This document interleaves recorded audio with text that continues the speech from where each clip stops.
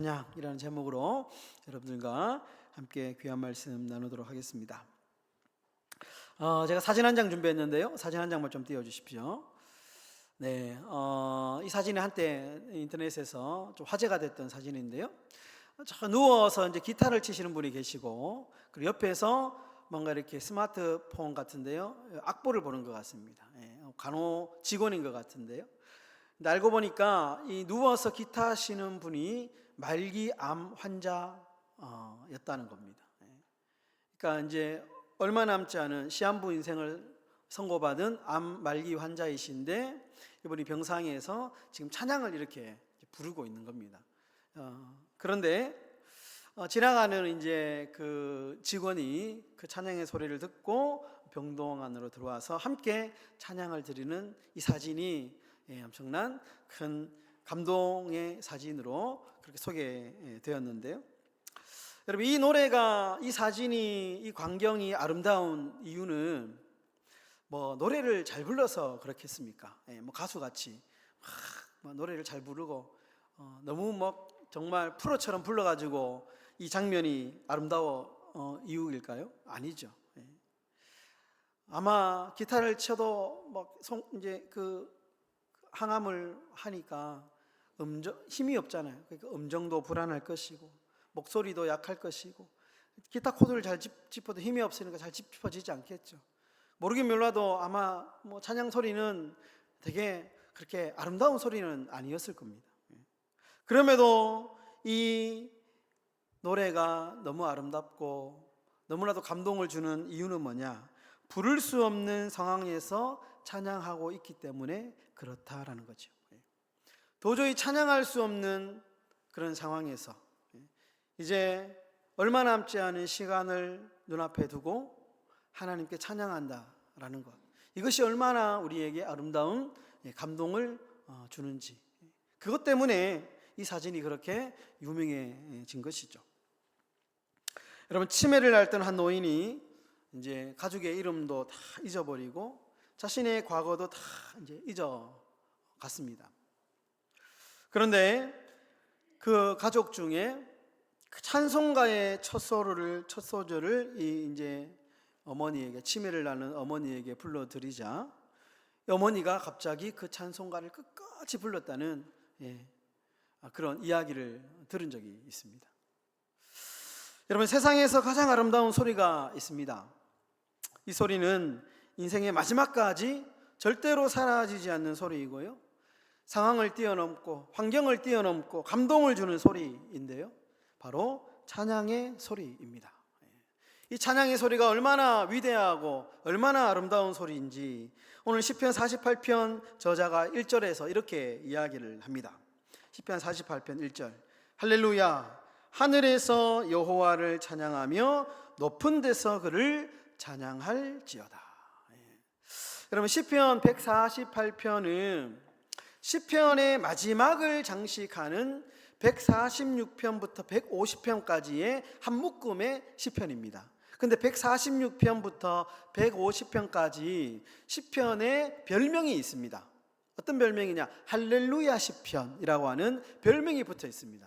그러니까 오늘 148편도 보시면 이 할렐루야 시편 속에 포함되어 있는데, 할렐루야 시편의 특징이 뭐냐 하면 시작도 할렐루야, 끝도 할렐루야입니다. 오늘 보면 그렇죠. 오늘 1절을 시작하면서도 할렐루야로 시작을 하고 마지막 절을 끝내면서도 할렐루야로 끝이 납니다.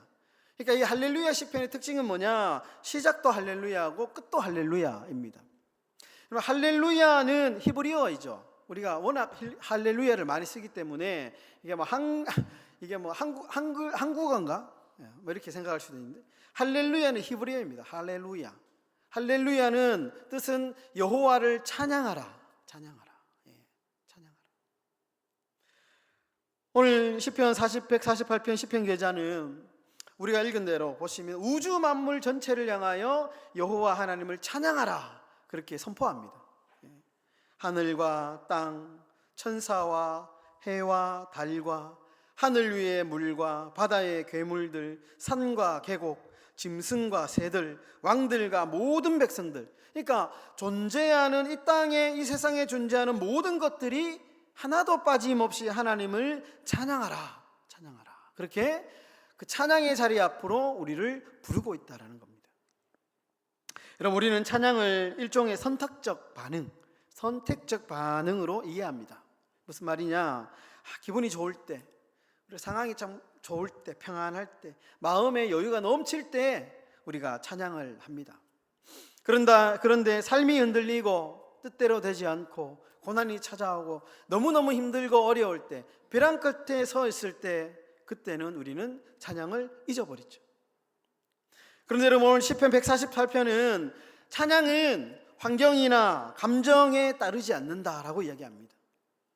찬양하라는 이 명령의 근거는 내 상황이나 내 조건이나 내 형편이 아니고 하나님의 존재와 하나님의 통치에 있기 때문에 그렇다라고 오늘 시편 148편의 기자는 우리에게 가르쳐주고 있습니다. 여러분, 동양고전 논어에 보면 공자가 제자들에게 이런 말을 합니다. 어진이를 보면 그와 같이 되기를 생각하라. 어진이를 보면 그와 같이 되기를 생각하라. 뛰어난 존재, 어떤 그런 정말 지혜로운 존재를 보면 자연스럽게 그와 닮고 싶은 마음이 생긴다라는 뜻이죠. 그렇죠? 어떤 사람을 보면 저 사람은 참 성품이 너무 좋아가지고요, 저 사람이 성품을 닮고 싶은 사람이 있고, 어떤 사람은 지혜가 출중해서 그 사람이 지혜를 닮고 싶은 경우도 있죠. 여러분, 하나님을 닮고 싶으면 어떻게 해야 될까요? 하나님을 찬양하면 됩니다. 하나님을 찬양하면 우리는 하나님을 닮아갈 수 있습니다. 하나님의 사랑을 여러분 열심히 찬양해 보십시오. 그러면 나도 모르게 하나님의 사랑을 닮아가게 됩니다. 하나님의 은혜를 담고 싶다면 여러분, 하나님의 은혜를 열심히 찬양해 보십시오. 그러면 나도 모르게 하나님의 그 풍성한 은혜를 닮아간다는 겁니다. 여러분, 오늘 우리는 시편 148편을 통해서 다음과 같은 질문을 좀 던져야 됩니다. 나는 지금 무엇을 찬양하며 살고 있는가?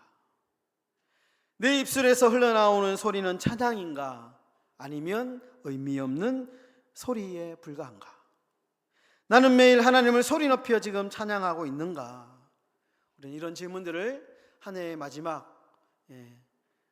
이 마지막 주일날 우리가 우리 스스로에게 던져보아야 될 질문입니다.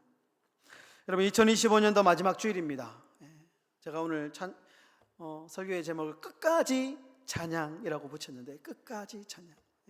정말 우리 호흡이 닿는 한순간까지 2025년도 이제 52주, 이제 2025년도는 우리에게 영원히 오지 않습니다.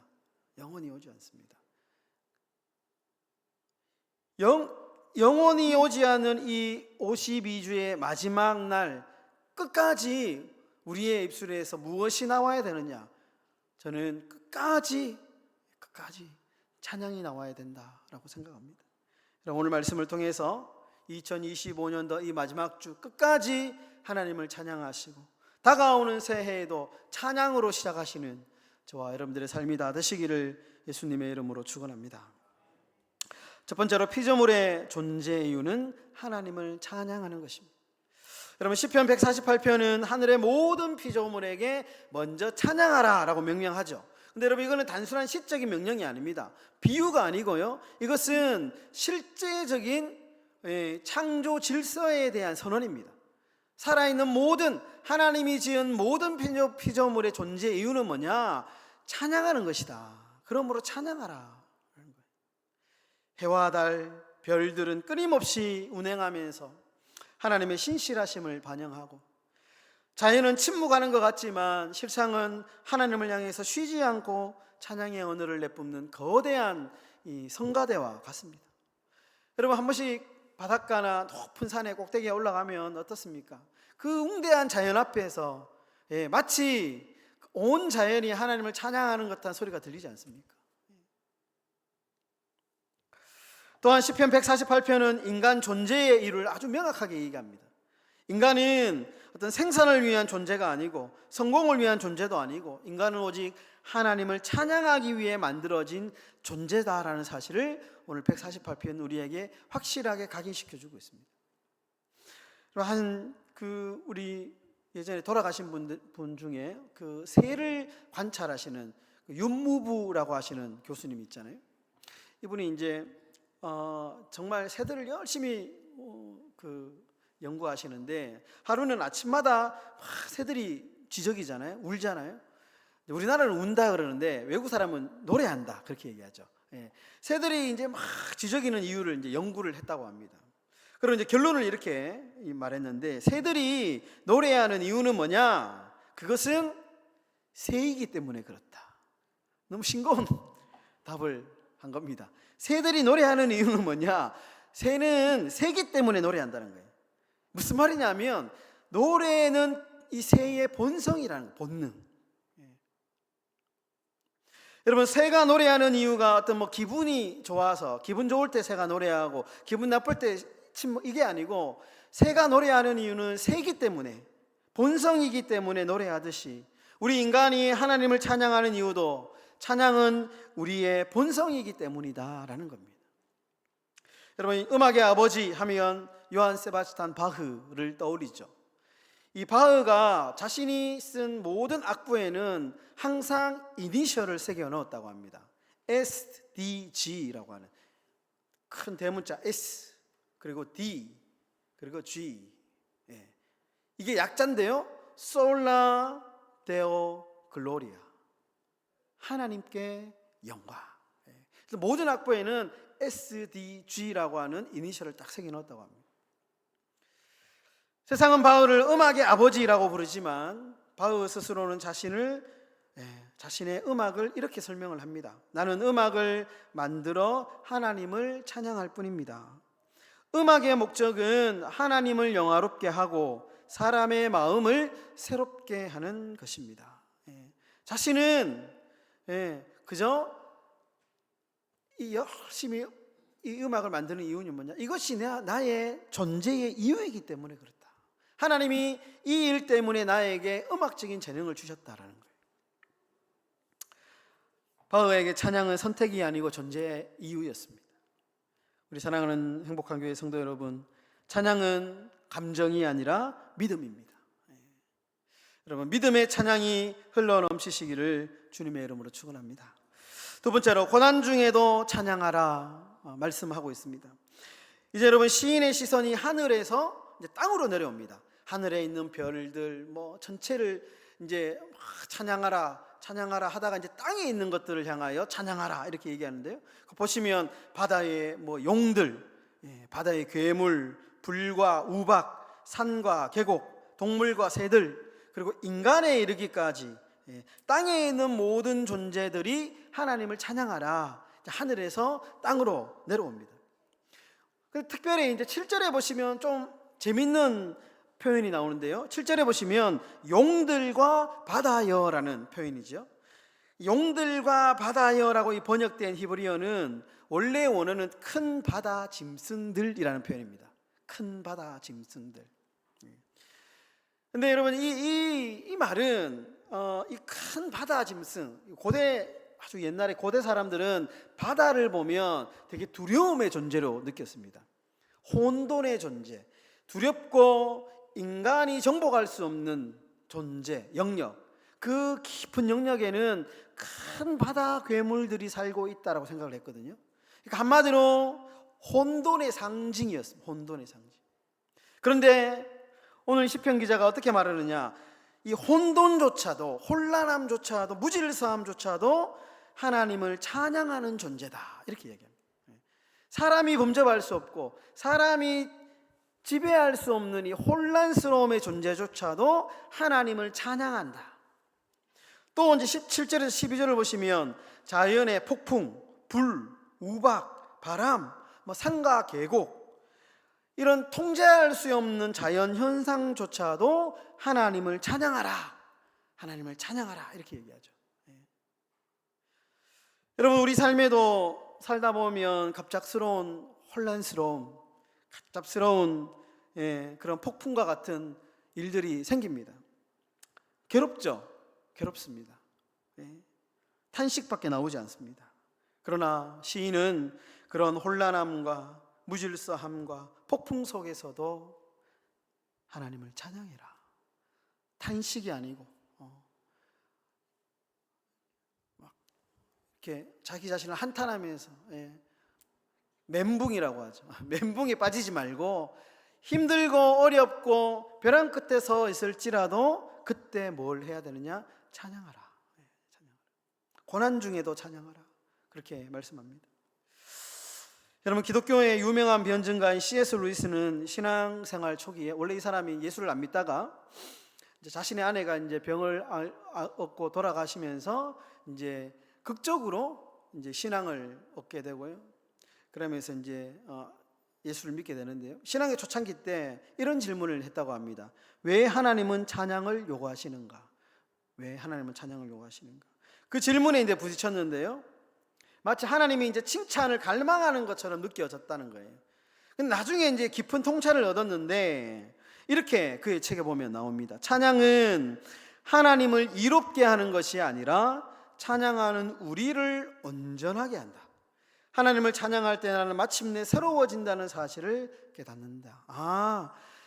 그러니까 하나님이 찬양이 목말라가지고 찬양받고 싶어가지고 우리에게 찬양하라 찬양하라 이렇게 하는 것이 아니고 그 찬양을 통하여 결국에는 찬양하는 내가 온전하여지고 새로워진다는 것을 깨달은 거예요. 그러니까 찬양의 어떤 긍정적인 결과가 누구를 향하느냐? 나에게 향한다는 거예요. 여러분, 우리가 살면서 찬양하면 그렇죠. 찬양이 기분을 지배하죠. 힘들고 어려울 때 유튜브에 찬양 같은 거 탁 틀어놓고 듣고 있으면 그럼 따라 부르면 마음이 어느새 평안해집니다. 그리고 보이지 않았던 어떤 생각나지 않았던 지혜가 생기죠. 여러분, 눈물이 흐르는 자리에서도 하나님을 찬양할 수 있기를 축원합니다. 소망이 없는 자리에서도 어떠한 폭풍과 어떠한 혼돈 속에 있다 할지라도 가장 먼저 찬양하시고 멈추지 않는 찬양을 주님 앞에 올려드리시는 저와 여러분들의 삶이 되시기를 예수님의 이름으로 축원합니다. 말씀을 정리하겠습니다. 여러분, 맹자는 사람이 우물에 빠지는 아이를 보면 누구나 달려간다라고 말하면서 이렇게 말합니다. 그 마음에는 이익을 계산한 것도 아니고 명예를 구한 것도 아니며 단지 인간의 본성이 그렇기 때문이다. 맹자는 선한 행동이 환경이나 이익 때문이 아니고 인간의 본성이다, 그렇게 이야기를 하는데요. 여러분, 찬양은 성도의 본성입니다. 찬양이 그리고 곧 우리의 믿음입니다. 여러분, 2025년도 끝까지 한결같이 어떠한 삶의 자리에 있다 할지라도 찬양의 삶을 살아가시는 저와 여러분들의 삶이 다 되시기를 예수님의 이름으로 축원합니다. 네, 우리 복음송하겠습니다.